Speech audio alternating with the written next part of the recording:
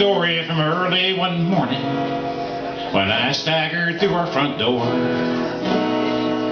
Not a lone word was said, just a frying pan to the head that knocked me right out on the floor. Well, I woke up thinking it looked like my drinking was troubling that honey of mine. She said, no more being subtle, it's me or the bottle. That's when I made up my mind that if there ain't enough whiskey in Winnipeg, there ain't enough screech in St. John's, there ain't enough beer in Tacoma or champagne in Saskatchewan, there ain't enough port in Port Dover or sherry in Shawinigan. I guess that I'd better stay sober if I want to hold her again. Well, was it the time that I drank too much wine at her company party last May?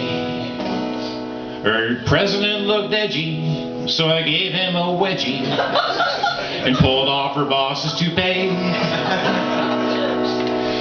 Did I do too much boozing at her family reunion when I covered her cousins with cake? Painted nude ladies on her mother's Mercedes and pushed her old dad in the lake?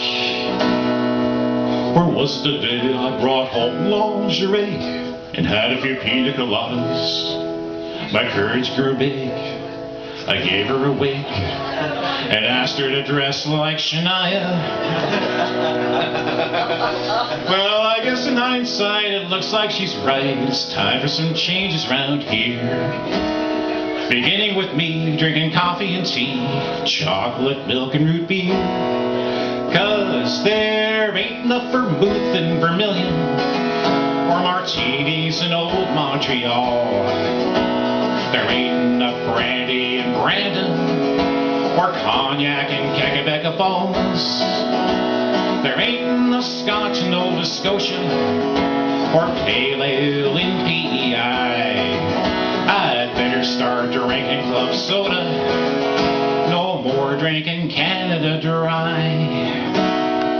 Well, I'm happy to say everything is okay, come straight home every day after work. My name's now synonymous with Alcoholics Anonymous and driving old ladies to church.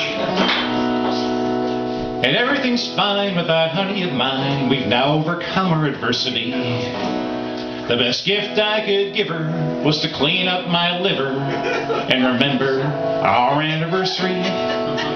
'Cause there ain't enough whiskey in Winnipeg, there ain't enough screech in St. John's, there ain't enough Kahlua in Kelowna or fuzzy navels in Fredericton. With such a big, beautiful country, I'm sure I could go on and on, but I know I must end my story in the Canadian Sobriety song.